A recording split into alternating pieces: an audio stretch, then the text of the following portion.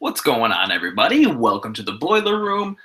So let's go over some of these stocks that a lot of people kind of posted in on the Facebook group for the Boiler Room, and some of these stocks that I kind of thrown together. What's going on, everybody? It is Sunday, so I don't really want to take up too much of your guys' time. Really, this should only take about maybe 15 to 20 minutes. What's going on, Juan? Glad to see you in here, bud. So realistically, I'm just going to run through some of the stocks that a lot of you guys mentioned in the group chat, and just a few of them that I think we should probably go over for next week. There's been a few that I've been looking at, so let's get into it, right? I'm going to go ahead, share my screen for you guys, and then we'll go from there, as always. All right, so first things first, I do want to talk about the stock SD, as you can see on the screen here. So once again, this is a stock that I've been following for probably the last week to week and a half. And the reason I've been following it, it's quite simple, right? It started trading in this channel. So ideally there was some resistance, or there still is some resistance right in this this $20 area. So let's go through this, right? It is a lower volume stock. It is more thinly traded, but it is following this nice pattern, right? It's going up, it's coming down, it's going back up, it's coming down. So ideally, what I'm looking to see here is if it can hold this trend line, right? It has seen a big sell-off, but we're approaching this area in which we've had some buying pressure come back in, okay? There has been some buying pressure coming back in. So ideally, what we're looking to see here happen is we want to see if we can get, kind of get in right here. This is what I'm thinking, right? We're looking at SD, and really what I'm seeing is if this price can get back up over 18, I have a pretty strong feeling that it's going to resume this trend that we've been seeing, and it's going to continue moving up towards probably the $20 to $20.50 area. So if I zoom out here a little bit, and kind of zoom back in, you can see that it's trading within this channel. It's having its lows, then it's having its highs, back down to lows, but it's continually grinding higher. So ideally, we're looking to potentially enter a swing trade on SD if we can probably get over this $18 mark and then swing high back up to close to the $20 mark.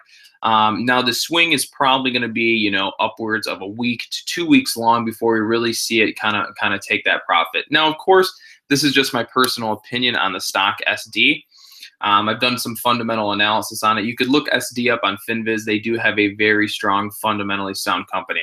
So ideally, what we want to see here is really the stock get above 18, 18.20 to potentially swing for a long position, while we can keep our stop just right below 18. So ideally, what we're looking to do is get in over the $18 mark. So my entry for this is probably going to be about right here. This line that I'm drawing, that's probably where I'm going to take an entry on it for a swing, while have a stop probably about right at about 17.90. So there's probably going to be a little bit of about a 20-cent stop, give it some wiggle room there. And the reason I'm doing that is because this $18 mark, it's a whole dollar mental resistance. So I don't really want to take a position unless we're going to break through that $18 mark successfully and continue uptrending, right? And then I want to give myself a little bit of wiggle room below the $18 mark. But ideally, we want to see the stock SD hold this trend, right? We have its high point, so we have our resistance marked out right at about the $20 area. Initially, it actually broke through its trend line. As you can see, the trend was like this. It broke through and actually dropped below, but now it's starting to catch its feet down here in this area. So what we want to do is see this continue to hold this trend line, okay? And as you can see down here, the RSI is pretty low. Momentum, it was oversold. It's starting to pick back up as it appears. So we're going to watch this one closely, SD, for potentially week-long to 2 week-long swing trade. Now let me move into, so again, right, just recap it. We have our resistance. SD is going to be up here in the $20 area. It's not following this channel very nicely. So ideally, or at least I am, potential entry here over like the 18.20 mark, as long as it continues to hold this trend. So if it can continue to hold this trend, it stays valid. maybe see a little bit more volume come into play, see the RSI pick back up, there can be a confirmation that we're heading in the right direction. All right. The next one I did want to take a look at here to keep on watch for potential swing is the stock BGNE. And let me redraw all this for you. Okay.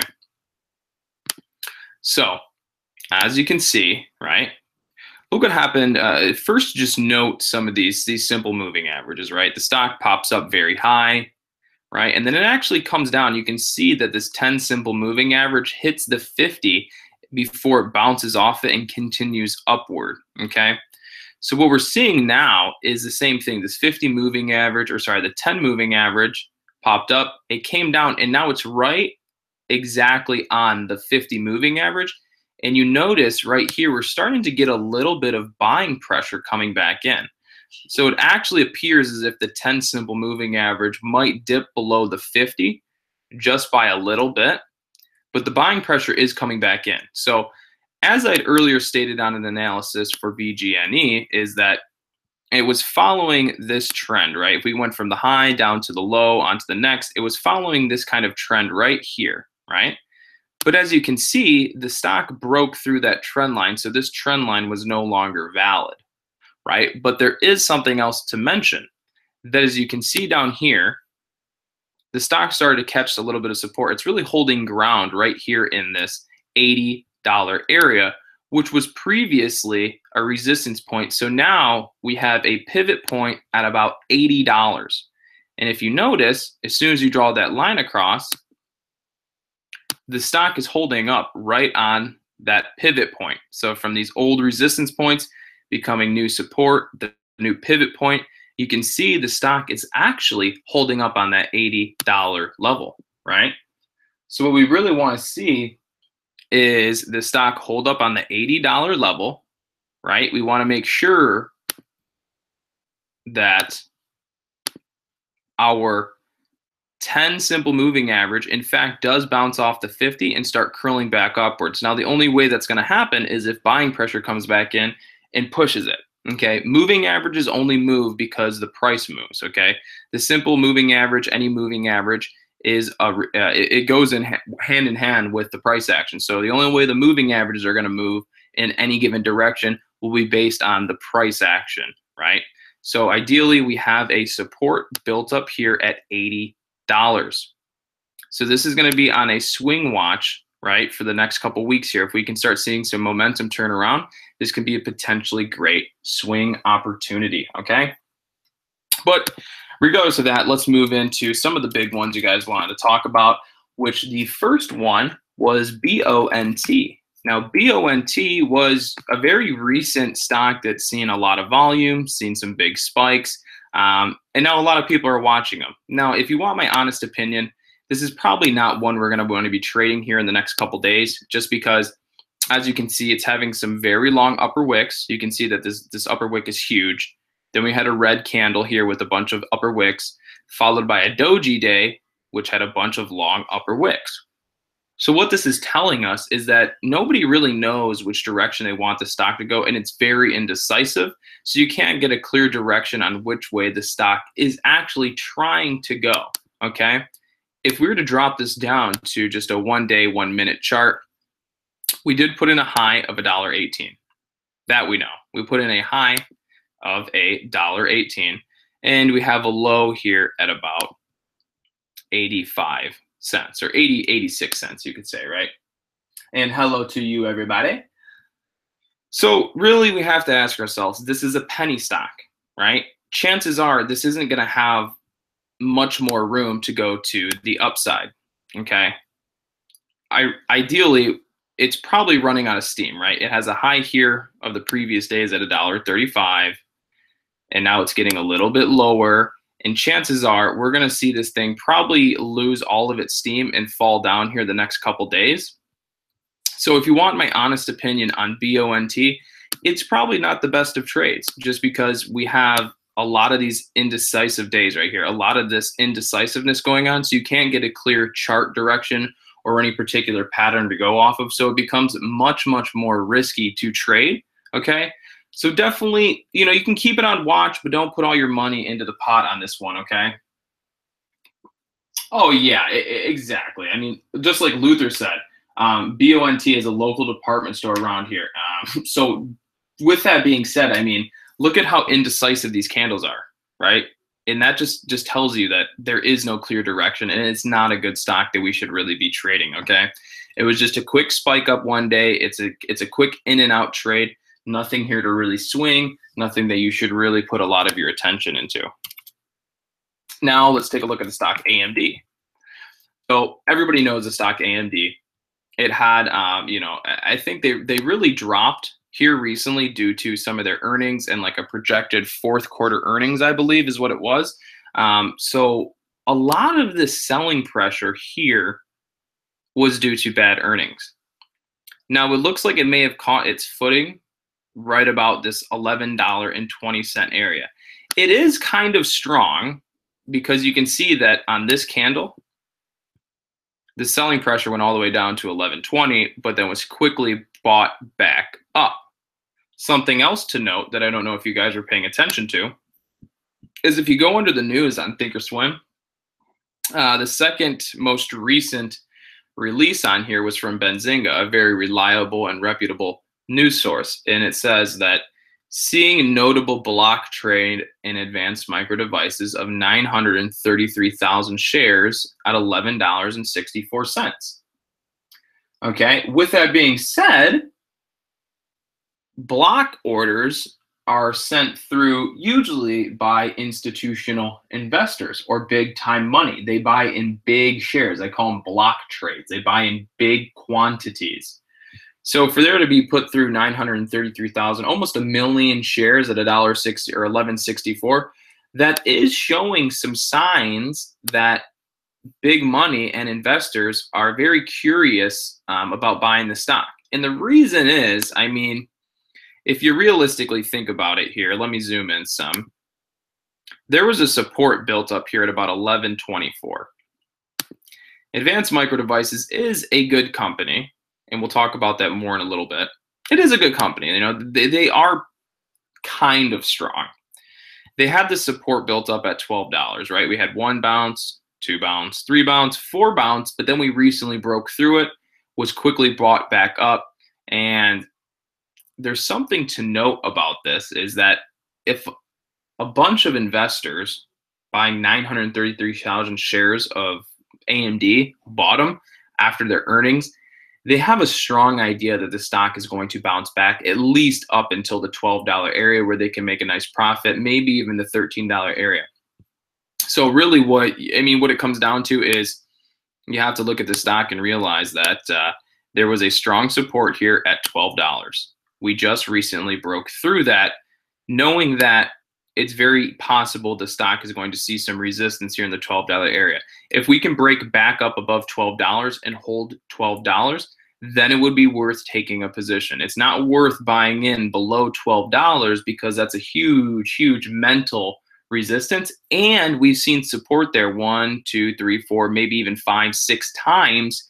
So that can act up as a very strong resistance. So we really want to make sure when it comes to AMD that we're going to be looking at getting in probably above that that $12 mark there. Okay. It recently broke its long-term trend. As you can see here, it recently broke through that trend. And you see huge selling pressure, but that was all due to the earnings and projected bad earnings of the fourth quarter. Now, if you guys go to finviz.com right now and you look up the fundamentals on AMD, you'll actually realize that they aren't a very strong company. There's been a lot of hype around them, which has blown their stock price up quite a bit. But if you really look at their fundamentals, it's not very strong. I mean, their fundamentals are pretty crappy. I mean, I don't know if I have them up here. I don't know if it's if I have it up here right away. 1 second. I don't. I'm not going to go to finviz.com right now, but if you look up at finviz.com, fundamentals are very bad. And that's something to take note of, right? Investing into a company that doesn't have strong fundamentals, you could really run into some big problems. All right. So once again, we just broke through support. There is no confirmation that this is in fact going to upturn. So right now, it honestly is probably a good time just to wait, sit back and wait to see how AMD reacts to this recent earnings call and projected fourth quarter bad earnings. Also, something else to note, if you go into live news, and the third one down is Cramer. Jim Cramer is a very, very well-known man in the market, right? He does a lot of fundamentally. He's more of a fundamental trader, probably some technical analysis too. I don't know enough about him to say what he does. But Jim Cramer is putting it out there that AMD is soon to be dead, that the party for AMD is over as well, right? And here's just a recent little clip. AMD, a company that hasn't been able to get the right chips in the right hands at the right prices, reported earlier this week that suboptimal third quarter earnings, Cramer said during his daily Mad Money show Thursday.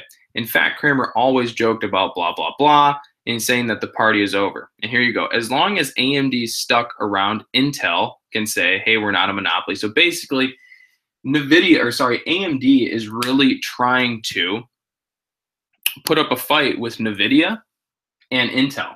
And to be honest, those companies are so big that it's having a very challenging time doing that right now, okay? They aren't making enough money, they aren't making enough revenue, and it's showing on their stock right now. A lot of the hype is kind of gone with them, so definitely be careful with AMD as of right now, okay, guys? It's definitely something to consider. Yeah, Kramer's a clown. I mean, he's a clown, but he does know his stuff. He really does. So definitely consider kind of just chilling out on AMD for right now. But something that I think all of you guys should consider looking at is Twitter. And why do I think you should look at Twitter? Well, if you notice, Twitter has recently broken through its 52-week high. It had a good earnings report. It recently just broke through its 52-week high.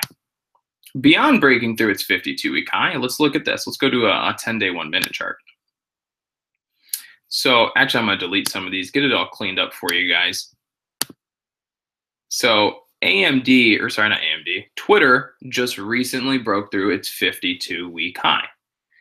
Something that I really just think you guys should pay attention to. Does anything look out of the ordinary? Is there anything on this stock chart that seems out of the ordinary that you don't typically see? Oh, you know what? There is something that stands out that's very obnoxious and you should never miss, and it's right here. Ready? Ready? Right there. You see that? Now you may not be able to see it, so let me take that drawing off, and I'll put an arrow in for you. This. Oh, I got to change my drawing over. This is what looks very unusual. Do you guys see what I see? Interesting. Very interesting.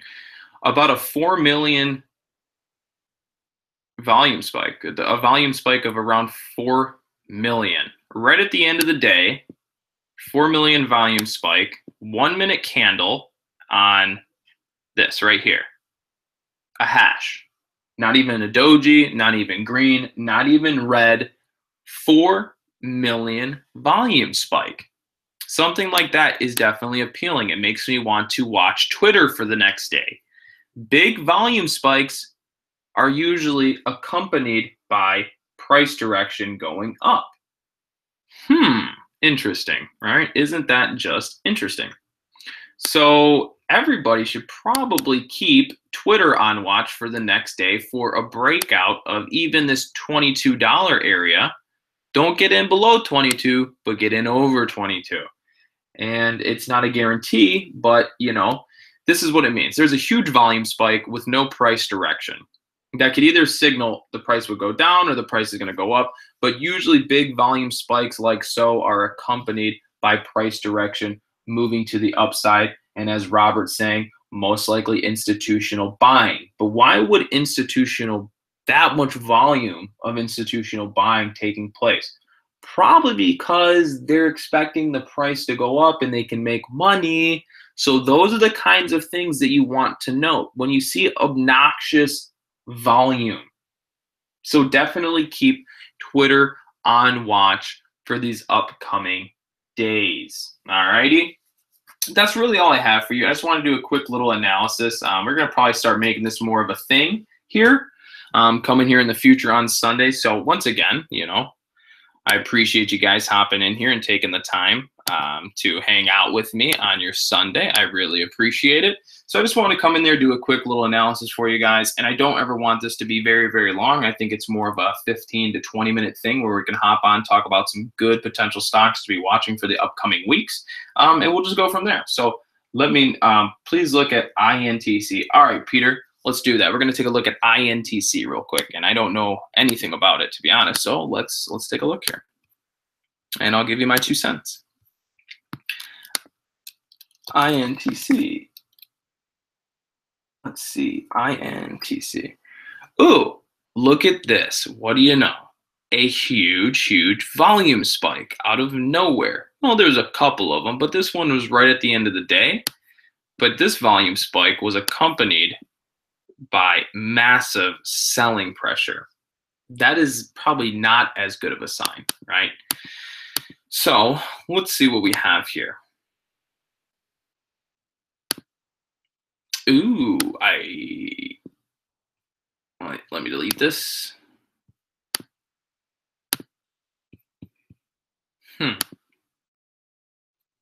So the price is very extended. It probably jumped based on this huge earnings report they had. It actually looked, yeah, this is a very good earning report. So, I mean, if you look at recently, they had a phenomenal earnings report. So this company is continuously, going up. They had a 0.79 earnings here, 0.66, 0.72, followed by a 1.01 earnings, or maybe that's 6.2. Just kind of cluttered in there. Yeah, so very good earnings report. This stock is a little bit overextended, so it's extended by about $5 off support, $4 off support, right? So looking at the daily chart, it is put in an all-time high, right? It is on a massive all-time high. This is its long-term trend, okay? That's just it. This price is extremely extended right now and very high off of support. And if we go back down into like a 5-day chart, just looking at this thing, I mean, it's been consistently ripping. It had a great earnings report and the price has shown. Now, looking at it on a 1-minute chart here, it has hit resistance. Sorry, 1 minute. Had hit resistance here in the $45 mark, and now it's starting to fade. Huge volume spike on the 1 minute right before the end of the day. And it went straight to a red candle, but it was quickly bought back up. I do feel that INTC may be a little bit overvalued. Yeah, I mean, I never even trade Intel, to be honest with you. So the way I see it is it tapped $45 and it couldn't hold there. So that's going to be a key point to watch, this $45 mark for the days to come. If we can get over $45, there can definitely be some room of profit to be made, but be very careful because as of right now, the price is extended and due for a pullback, probably closer to, the $42, $43 area right now. Somewhere in this area is probably where we could see a pullback to before it kind of really finds its footing. So that's really all I have for you guys. This is something we're going to kind of pick up and do every weekend here on Saturdays, or sorry, not Saturdays, on Sundays. But again, like I said, I don't want it to take too much of your time because Sunday is the family day, so I'd rather everybody be hanging out with their families. I got the Lions game coming on here in about an hour and 30 minutes. So once again, a lot of the weekend's done for me. Please, I just want a big short for this week. Orcon, HMNY can still be a great short. It is losing volume right now, so you do have to be very careful. Considering it's losing a lot of volume, it's becoming very illiquid. Yeah, there you go, Jess. There you go. Back to the Redskins and Cowboys. I'm actually watching that game right now. So, like I said here, HMNY, it's still on short watch, but as time progresses, the stock is becoming more or less liquid, just because interest is fading. Like I said, I'm pretty positive HMNY is going to be heading back down to the penny stock level. I mean, it just is what it is. I've had some people tell me there's no way that the stock is going to go back down to $2. And personally, I'm pretty sure the stock's going to go back down to $2. Am I going to put my money in it hoping it does that? No, I'll just day trade it. But like I said, it's becoming less liquid as time goes on. So you're really not going to want to be trading it as the trading day progresses, really only mess with it probably your first hour of the day at that, really. So Zolda, BONT is going to be very, very risky play. It's not something you really want to mess around with. You can keep it on watch because there's enough people watching it that it might actually do something, but it's a very indecisive play right now, okay? So yeah, Aaron, so the new Discord room, I'm creating it right now. I'm not really letting anybody, I have some people in there, but I'm not really letting anybody in until I'm fully done, getting it the way I want, because I don't want a ton of action going in there until it's the way that I really want it to be. I'm really spending a lot of time on the new Discord room, developing it in a way that is as user-friendly as it can be as possible. I mean, as you know, we've been in a lot of chat rooms. I could name a couple off the top of my head that I've been in, even outside of mine. And what happens is there's just so many people that come in there, and when the channels aren't organized correctly, everything kind of gets lost. If the channels don't have the specific permissions they're supposed to have with who can, talk in them and who can't, who can post in them and who can't, then it becomes cluttered. You can't find information. So I'm really developing it in a very organized manner. It's going to be sweet. I mean, if you want my honest opinion, I know it's my room, but in my honest opinion, the way that I think I'm working and developing, it's going to be probably the best stock trading Discord chat room on Discord. And I can proudly say that and confidently say that. And I think anybody that's already in the room, and like I said, there's only a few people in there, but I think they could even back that. I mean, there's a section that reviews and overviews 10 different stockbrokers, right? So you can literally go through and read which broker would best fit you with the review, with links to reviews, with links to sign up. I mean, it is hands down awesome. There is reviews and links for FinViz and this and that, so you can go straight from there to FinViz if you need to. I mean, there's a section in there for education that's specifically designated for each little thing. Candlesticks have their own section. Bullish chart patterns have their own section. Bearish chart patterns have their own section. And not anybody can just go in and put it wherever they want, because then it'll get filled up too much. So just what you need is going to be in every single section. I mean, you really can't. I personally think it's going to be amazing. So when it opens, it'll be ready. But the way I designed it is you can come in there and you can learn. You can be interactive, and it's really designed for an easy navigation rather than having a bunch of rooms with no categories and everything gets thrown around everywhere. Not everybody in the room gets permission to talk in each channel. That is specifically only used for moderators and admins, so that we can ensure that everything that's getting posted in there is valid, it makes sense, and you can go through and find it rather than scrolling 10,000 miles to find something. So that's the way that it's really being designed. So pretty excited about it. And we'll go from there, right? That's really all it comes down to. We're gonna go from there, guys. So I will keep in touch. It's Sunday, so I will see you tomorrow morning for pre-market live stream, and we'll get cracking. All right, guys. See you later.